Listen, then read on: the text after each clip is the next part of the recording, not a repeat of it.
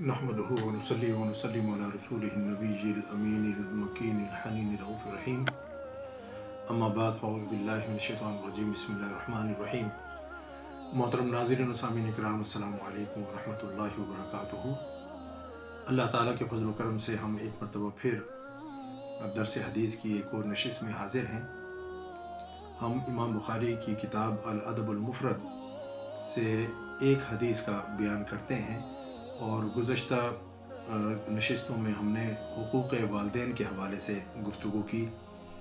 اسی سلسلے کی ایک اور حدیث آج میں اس نشست کے اندر بیان کروں گا۔ اللہ تعالیٰ سے دعا ہے کہ وہ ہمیں دین اسلام کی سمجھ عطا فرمائے، اس کی تعلیمات پر عمل کرنے کی ہمیں توفیق عطا فرمائے۔ محترم ناظرین کرام، حقوق جو ہیں دو طرح کے ہوتے ہیں، ایک حقوق اللہ ہے اور ایک حقوق العباد ہے۔ یعنی حقوق اللہ سے مراد کہ وہ حقوق جو اللہ کے ہیں، اور حقوق العباد یعنی اللہ کے بندوں کے حقوق۔ اور حقوق العباد میں سب سے فائق، سب سے اعلیٰ حق جو ہے وہ والدین کا ہے۔ یعنی اللہ کے بعد اگر کسی کا حق ہے ہم پر تو وہ ہمارے والدین کا ہے۔ تو والدین کا ادب کرنا، ان کا احترام کرنا، ان کے ساتھ حسن سلوک کرنا، ان کی رائے کو ماننا، ان کے حکم کی فرمانبرداری کرنا، یہ اولاد کے لیے لازمی ہے۔ الا یہ کہ وہ کسی غلط کام کی طرف بلائیں یا والدین مشرک ہوں اور وہ شرک کی طرف دعوت دیں تو اس میں پھر اطاعت نہیں ہے۔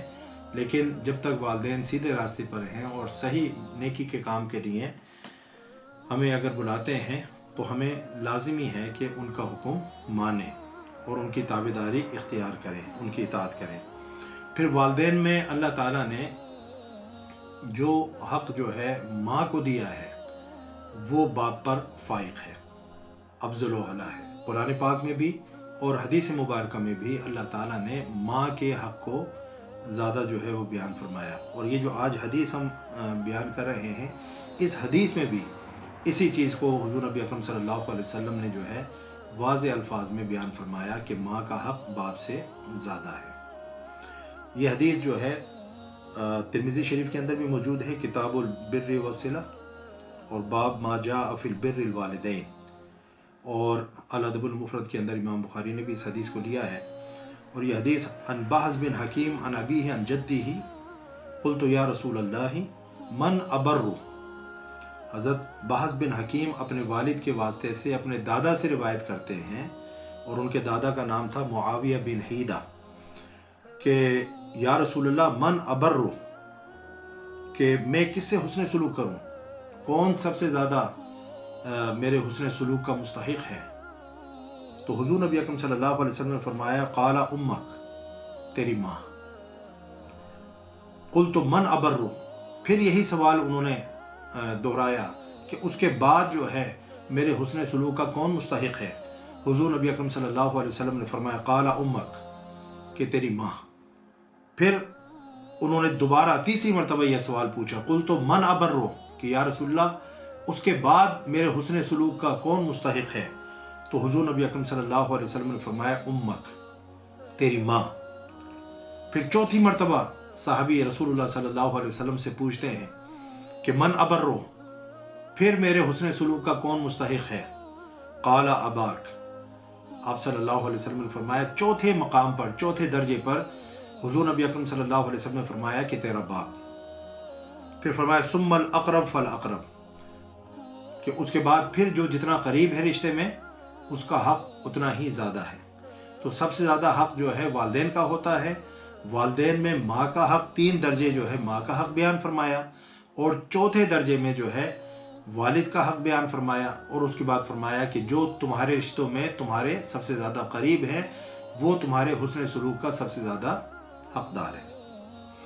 اب آپ دیکھیں کہ جو حقوق ہوتے ہیں وہ 2 طرح کے ہوتے ہیں، ایک مالی حق ہوتا ہے اور ایک بدنی حق ہوتا ہے۔ یعنی کہ ہم مال سے بھی بعض اوقات جو ہے حق ادا کرتے ہیں اور اپنے جسم و جان سے بھی حق ادا کرتے ہیں۔ تو ماں باپ کے لیے یہ دونوں قسم کی، یعنی ہمارا مال بھی انہی کا ہے۔ یہاں تک کہ ایک صحابی آئے، نوجوان تھے، انہوں نے کہا کہ میرے والد جو ہے میرا مال بغیر پوچھے جو ہے وہ استعمال کر لیتے ہیں۔ تو ایک شکایتی انداز میں جو ہے حضور نبی اکرم صلی اللہ علیہ وسلم کی بارگاہ میں آ کر یہ عرض کی، تو آپ صلی اللہ علیہ وسلم نے فرمایا کہ تو اور تیرا مال، انت و مالک لابک، کہ تو اور تیرا مال جو ہے وہ تیرے باپ کا ہے. تو یعنی مال انسان کے پاس ہے تو وہ بھی اپنے والدین کے اوپر جو ہے خرچ کرنا ہے، اور جسم سے بھی ان کے والدین کی خدمت گزاری کرنی ہے، ان کی خدمت کرنی ہے، ان کا ادب کرنا ہے، ان کا احترام کرنا ہے. اگر وہ کوئی حکم دیتے ہیں تو ان کے حکم کو بجا لانا ہے. اس کی وجہ کیا ہے؟ یہ ماں کو جو ہے اللہ نے، اس کے رسول صلی اللہ علیہ وسلم نے 3 مرتبہ جو ہے فرمایا کہ تیرے حسن سلوک کی زیادہ مستحق تیری ماں ہے، تیری ماں ہے، تیری ماں ہے. پھر 4تھی مرتبہ فرمایا کہ تیرا باپ ہے. اس کا مطلب یہ نہیں ہے کہ باپ کی کوئی اہمیت نہیں ہے یا باپ کی کوئی شان نہیں ہے. حسن سلوک کے اندر جو ہے، کیونکہ دیکھیں ماں جو ہے وہ نسبتاً باپ کی نسبت کمزور ہوتی ہے، خلقت کے اعتبار سے بھی کمزور ہوتی ہے، اس کی پوزیشن بھی کمزور ہوتی ہے. وہ 4 دیواری کے اندر رہتی ہے، وہ گھر میں رہتی ہے. باپ جو ہے وہ باہر کے معاملات کو دیکھتا ہے. تو بعض اوقات ایسا ہوتا ہے کہ ہم باہر لوگوں کے سامنے جو ہے رکھ رکھاؤ کا مظاہرہ کرتے ہیں اور وہ ادب و احترام کر لیتے ہیں، لیکن گھر کے اندر چونکہ کوئی دیکھ نہیں رہا ہوتا، اس لیے ایسے یعنی کہ امکانات ہیں کہ اولاد جو ہے چونکہ ماں کمزور بھی ہوتی ہے تو اس کے اوپر کوئی غصہ دکھائے، اس کے اوپر کوئی زیادتی کر جائے، کوئی شاؤٹ کر جائے، کوئی جو ہے اس کی نافرمانی مرتکب ہو. باپ چونکہ ذرا سخت ہوتا ہے، توانا ہوتا ہے، اور وہ اس کی پوزیشن جو ہے نسبتاً بہتر ہوتی ہے، تو باپ کے سامنے کھڑا ہونا اور باپ کی نافرمانی کرنا یہ نسبتاً ماں کے مشکل ہوتا ہے. ماں چونکہ جو ہے وہ ذرا کمزور ہوتی ہے، اس لیے ماں کے ساتھ نافرمانی والا جو پہلو تھا اس کا امکان زیادہ تھا. اس لیے جو ہے حضور نبی اکرم صلی اللہ علیہ وسلم نے فرمایا کہ تیری ماں جو ہے تیرے حسن سلوک کی زیادہ مستحق ہے. پھر آپ دیکھیں کہ جب میاں بیوی کا ملاپ ہوتا ہے اور جو ہے اللہ تعالیٰ جو ہے ایک نطفہ ماں کے رحم کے اندر وہ قرار پاتا ہے، تو اس کے بعد 3 مرحلے ہیں. ان 3 مرحلوں میں باپ کا کوئی عمل دخل نہیں ہے. ٹھیک ہے، ایک میاں بیوی کا ملاپ ہوا اور ایک بچہ جو ہے ایک نطفہ وہ ماں کے رحم میں چلا گیا.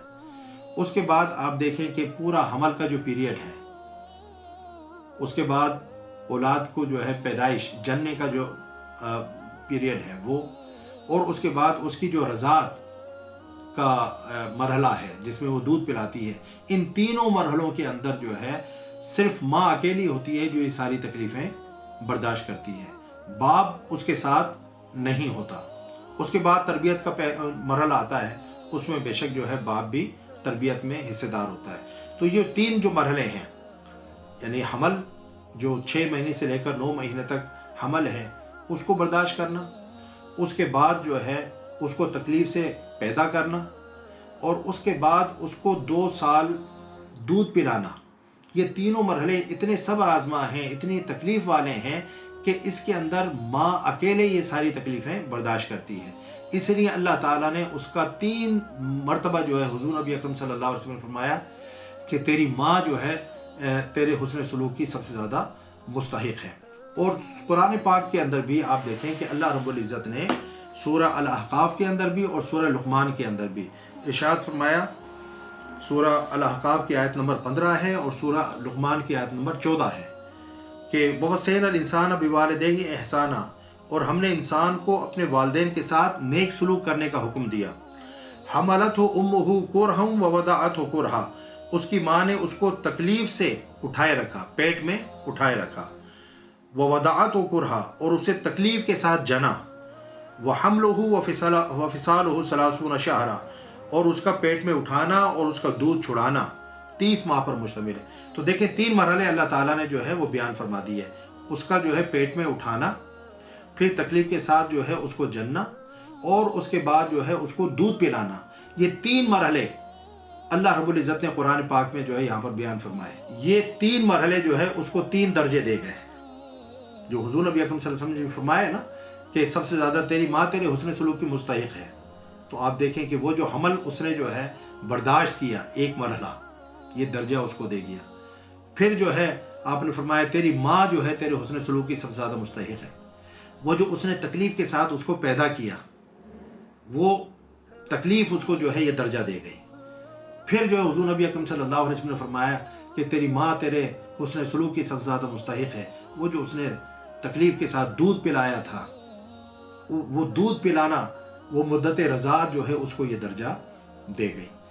تو یہ جو ماں کا درجہ ہے وہ بہت بلند ہے، کیونکہ ماں جیسی رحمت، ماں جیسی شفقت اللہ تعالیٰ نے کوئی جو ہے پیدا نہیں کی۔ ماں ایک رحمت اور شفقت کا سایہ ہے، اس کی گود رحمت اور شفقت بھری ہوتی ہے، اور کوئی ماں جو ہے اپنی اولاد کے لیے، مثلا کہ باپ بھی نہیں لیکن اولاد کے لیے ماں تو سراپا شفقت اور رحمت ہوتی ہے۔ حضور نبی اکرم صلی اللہ علیہ وسلم کی خدمت میں ایک شخص جو ہے وہ حاضر ہوا اور آ کر جو ہے وہ کہنے لگا کہ میں نے اپنی بوڑھی ماں کو 1 ماہ تک اپنی پیٹھ پر بٹھا کر ایسے تپتے ہوئے پتھروں پر میں چلتا رہا ہوں کہ اگر اس پر گوشت ڈال دیا جائے تو وہ جل کر کباب بن جائے۔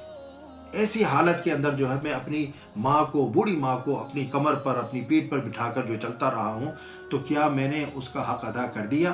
تو حضور نبی اکرم صلی اللہ علیہ وسلم نے ارشاد فرمایا، طبرانی شریف کی حدیث ہے اور حضرت بریدہ رضی اللہ تعالیٰ عنہ سے مروی ہے، آپ نے فرمایا کہ تو نے ان جھٹکوں میں سے ایک جھٹکے کا حق ادا کر دیا ہے جو جھٹکے تیری ماں نے تیری پیدائش کے وقت دردوں کی شدت کی وجہ سے لیے تھے۔ جب تو پیدا ہو رہا تھا اور اس وقت جو درد ذہ تھا اور وہ جو جھٹکے اس ماں کو لگ رہے تھے، شاید ان جھٹکوں میں سے ایک جھٹکے کا حق ادا ہوا ہے۔ 1 ماہ تک وہ شخص جو ہے ایسے تپتے ہوئے اور گرم پتھروں پر لے کر اپنی ماں کو پیٹھ پر بٹھا کر چلتا رہا کہ اگر اس پر گوشت ڈال دیا جائے تو وہ کباب بن جائے۔ تب بھی حضور نبی اکرم صلی اللہ علیہ وسلم نے فرمایا کہ ان جھٹکوں میں سے ایک جھٹکے کا حق ادا کیا ہے۔ تو وہ جو ساری زندگی اس نے پالا پوسا اور جوان کیا، تو آپ دیکھیں کہ ہم ساری زندگی بھی اپنے والدین کا شکر ادا کرتے رہیں، تب بھی ہم ان کا شکر ادا نہیں کر سکتے۔ تو اولاد کے لیے یہی لازم ہے کہ وہ سراپا ادب و احترام بن کر اپنے والدین کے سامنے جھکی رہے، عاجزی اور انکساری کا پیکر بن کر رہے، اور والدین جو کہیں اس کو بجا لانے کی پوری کوشش کریں۔ وما علیہ الا البلاغ۔ السلام علیکم ورحمۃ اللہ وبرکاتہ۔